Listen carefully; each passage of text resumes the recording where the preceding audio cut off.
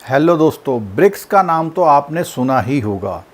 2001 में एक अर्थशास्त्री थे इंग्लैंड के, उन्होंने इस ब्रिक्स का जो कॉन्सेप्ट दिया, उन्होंने कहा जो दुनिया में जो ज़्यादा विकासशील देश हैं उनका अगर एक ग्रुप बन जाए तो ये आर्थिक रूप से और इकोनॉमिक रूप से पूरे विश्व के विकास में सहायक होगा।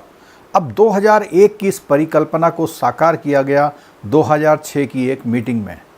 ब्रिटिश अर्थशास्त्री जिम ओ नील ने जो अपना शोध पत्र प्रकाशित किया था, उस शोध पत्र का नाम था द वर्ल्ड नीड्स बेटर। संयुक्त राष्ट्र की बहुत सारी बैठकें होती रहती हैं, उसमें जो 2006 की बैठक हुई थी, बैठक के अंत में कुछ देशों ने मिल करके इस परिकल्पना को आगे बढ़ाने की कोशिश की और इसी क्रम में ब्रिक यानी ब्राज़ील, रसिया, इंडिया और चाइना, इन्होंने एक 2009 में रूस के एक शहर में इस बैठक को आयोजित किया। उस शहर का नाम है येकातेरिनबर्ग। यहाँ पर ब्रिक्स की पहली बैठक हुई और अगले ही साल इसमें जो है साउथ अफ्रीका को जोड़ लिया गया, तब ये बना ब्रिक्स, यानी एस इसमें और ऐड हो गया। दुनिया में बहुत सारे संगठन हैं, G10 है, G20 है, आसियान है, यूनाइटेड नेशन है, सार्क है, इस तरह के जो बहुत सारे संगठन हैं, उसी संगठनों की तरह ये ब्रिक्स है। लेकिन इसमें जो विकासशील देश हैं उन्होंने मिल करके इस परिकल्पना को वो किया और 2014 में इन्होंने मिलकर अपना एक बैंक भी बनाया जिसको हम ब्रिक्स बैंक बोलते हैं या न्यू डेवलपमेंट बैंक भी बोलते हैं। इस बैंक के द्वारा इसके सदस्य देशों को इंफ्रास्ट्रक्चर के लिए या कभी आवश्यकता पड़ने में फंड मुहैया कराने की बात की गई। आज ब्रिक्स चर्चा में क्यों है? देखिए, इसमें 6 नए देश शामिल किए जा रहे हैं, जिनमें देशों में है अर्जेंटीना जो कि अमेरिकी देश है, उसके बाद है ईरान, सऊदी अरब, UAE, इथियोपिया और इजिप्ट। ये 6 देश इसमें शामिल हो रहे हैं और इसमें इन 6 के 6 देशों की कुछ ना कुछ अपनी विशेषता है। जैसे अगर हम बात करें सऊदी अरब और संयुक्त अरब अमीरात, यहाँ पर तेल का बहुत भंडार है और अधिकतर देशों की इकोनॉमी में तेल का बहुत महत्वपूर्ण रोल अदा होता है।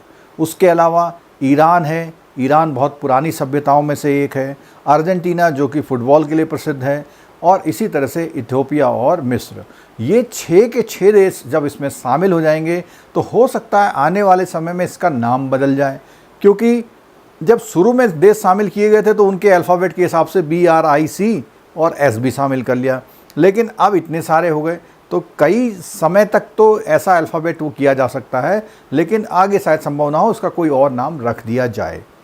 अब ये जो देश है ये एक विश्व की अर्थव्यवस्था का बहुत बड़ा हिस्सा रखते हैं, बहुत बड़ी पॉपुलेशन यहाँ पर है और इसके अलावा कई सारी ऐसी चीज़ें हैं जिससे ये देश अगर यूनाइट होते हैं या अपनी एक करेंसी चला लेते हैं। क्योंकि अभी आपने देखा था कि जब रूस यूक्रेन युद्ध हुआ था तो एक स्विफ्ट नाम की एक संस्था होती है जिसको हम society for world wide interbank financial telecommunication, यानी ये फाइनेंशियल टेलीकम्युनिकेशंस करती है, वित्तीय संदेशों को एक जगह से दूसरी जगह पहुंचाती है। और रसिया को बैन कर दिया गया था, रसिया को उस समय काफ़ी प्रॉब्लम हुई थी, तो रसिया ने चाइना के जो इंटरनेट ट्रांसफ़र करने के जो सॉफ्टवेयर है, जो सिस्टम है, उसका यूज़ करके अपनी अर्थव्यवस्था को आगे बढ़ाया था। जब ये देश शामिल हो जाएंगे और ये देश शामिल होंगे जनवरी 2024 से, इसकी घोषणा कर दी गई है और इसमें 23 देशों ने आवेदन किया था, तो उन आवेदनों में 6 देशों को शामिल कर लिया गया है। अगर ये देश शामिल हो जाएंगे तो ये ग्रुप बहुत बड़ा आर्थिक ग्रुप हो जाएगा। इस ग्रुप के बीच में व्यापार करने की संभावनाएं बहुत बढ़ जाएंगी। आवश्यकता पड़ने पर एक देश दूसरे देश की मदद भी करेगा। पर इसमें ऐसा भी है कि और भी देश जो शामिल होना चाहते हैं तो उन देशों को शामिल होने में जो वर्तमान के देश है उसमें से कुछ विरोध करते हैं उनके आपसी प्रतिद्वंद्विता की वजह से, जहां पर आपस में 2 देशों के बीच में वॉर चल रही है। और इसी तरह से फ्रांस और पाकिस्तान ने भी अप्लाई किया था, लेकिन फ्रांस का विरोध रसिया ने किया और पाकिस्तान का विरोध भारत ने किया। तो इस तरह से देखा जाए बहुत ही बड़ा ये ग्रुप बन गया है और आने वाले समय में इसकी महत्ता बहुत हो जाएगी और विकास के नाम पे, सतत विकास के नाम पे, आर्थिक विकास के नाम पे ये सब चीज़ें यहाँ देखने को मिलेंगी।